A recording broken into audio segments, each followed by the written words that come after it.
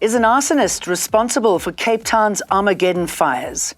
5 bodies pulled out of the Hennops River, some believed to be the officers who disappeared last week. And Donald Trump celebrates 100 days in office as his popularity plunges. Hello, I'm Jane Dutton. Good to be with you. EWN, in touch, in tune, and independent. Police believe a 5th body recovered at the Hennops River in Centurion this afternoon is that of a missing Free State officer. Last Wednesday, 3 constables went missing after travelling from Bloemfontein to their area of deployment in Limpopo. Police have since been on an intensive search, scouring the area for the trio, with 2 bodies discovered yesterday believed to belong to the other 2 officers. Currently behind me, you can see a number of search and rescue vehicles as well as forensic vehicles and SAPS, ambulances and so forth. Search and rescue teams are here. This is Blackwood Street in Centurion, where a 5th body was recovered. Now, this body here is believed to be that of one of 3 Free State cops that went missing last week, Wednesday. 2 bodies recovered about 600 meters downriver from here yesterday are suspected to be 2 of the cops, 2 of those 3 cops that were found.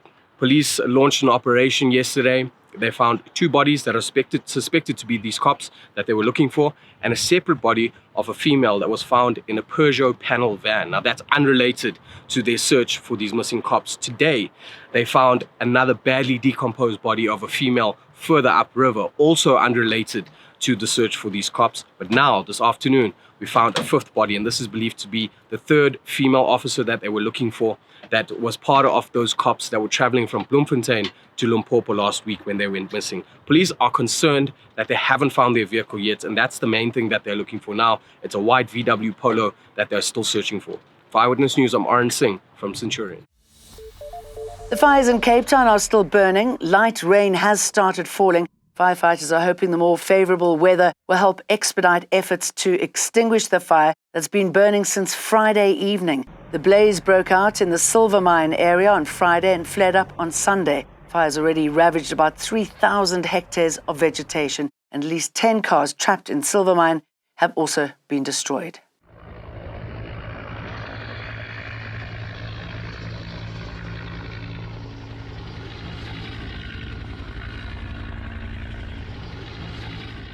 That female firefighter that was injured in the early hours of, I think, Sunday morning, she went to the hospital, they checked her out, and she sustained soft tissue damage, and she's currently recovering at home. Yeah, well, we were driving all the way through on Chapman's Peak, and it was clearly misty there, and there was a lot of drizzle coming from that side, because you couldn't even see the fire line. And we thought, okay, this will make a difference, until we came back to Tukai's side, up there by Chrysalis. The ground is extremely dry, as it is as if it's never rained. It looks like 2 sections. One side of the mountain is raining and the other side the sun is shining. So there's a lot of firefighting efforts still continuing on the Swansbeek, Tukai area, whilst less firefighting efforts or monitoring is taking part on Cyclo Valley and Noordhoek side. Police in Gauteng have opened a case of arson after a fire broke out at Riverlea Secondary School on Sunday evening. The case was registered after witnesses came forward sharing information that suggested the blaze may have been deliberately started. The fire, which started in an unused classroom at around 6 o'clock, quickly spread through the building, destroying an entire block consisting of 11 classrooms. The state in the case of a KwaZulu-Natal man charged with the attempted murder of his ex-girlfriend and her mother is opposing bail, citing safety concerns. Zenzele Qabe is accused of attacking the 2 women and gouging the eyes of his ex-lover with a screwdriver. The bail bid is being heard in the Richmond Magistrates Court.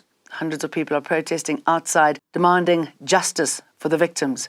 Given the totality of evidence before court, this court is not convinced that the applicant is a suitable candidate to be admitted to bail, therefore bail is refused.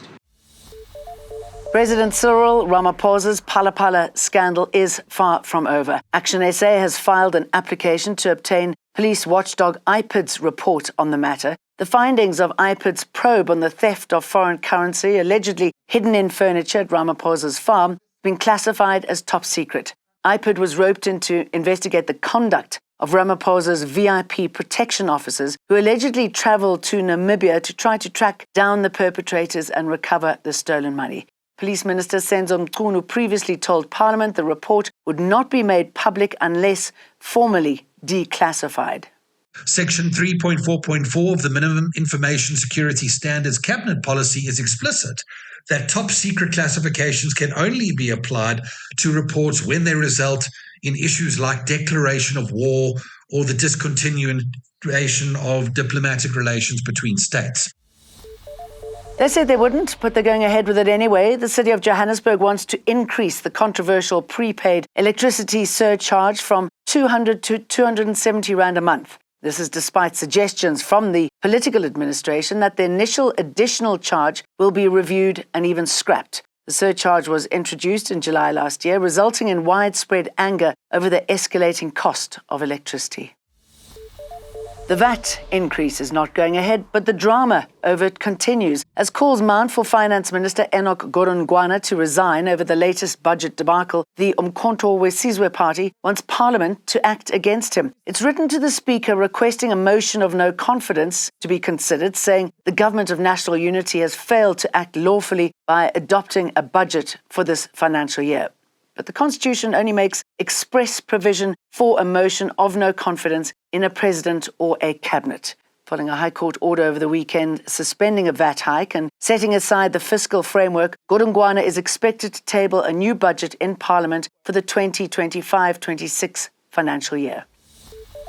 Road fatalities have dropped by 32% over the 2025 Easter long weekend. It's the lowest in 3 years. 141 people lost their lives compared to 209 in 2024. The Transport Department has described this as a major step in improving safety on the country's roads and has been put down to heightened law enforcement visibility, public awareness campaigns and strategic roadblocks that were rolled out nationally over the holiday.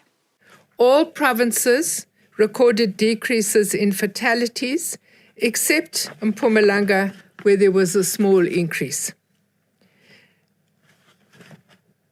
There were 28 fatalities in Mpumalanga compared with 22 in 2024. 100 days in office with more crackdowns on the way. The White House has announced the naming and shaming and a crackdown of sanctuary cities that defy Donald Trump's hardline immigration policies. The announcement came with the US president celebrating major progress in honoring his election campaign promises to stem illegal border crossings from Mexico. But Trump's popularity has since plunged in the polls, with more than 40% of Americans saying they, quote, disapprove strongly of him.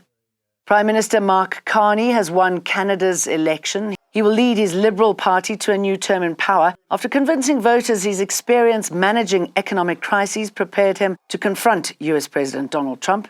Carney replaced Justin Trudeau's Prime Minister last month. Lights flickered back to life in Spain and Portugal after a massive blackout hit the Iberian Peninsula, stranding passengers and trains and hundreds of elevators while millions saw phone and internet coverage die. No firm cause for the shutdown has yet emerged, though wild rumours spread on messaging networks about cyber attacks. We'll see you for more again tomorrow. Don't forget to download the EWN app. EWN, in touch, in tune, and independent.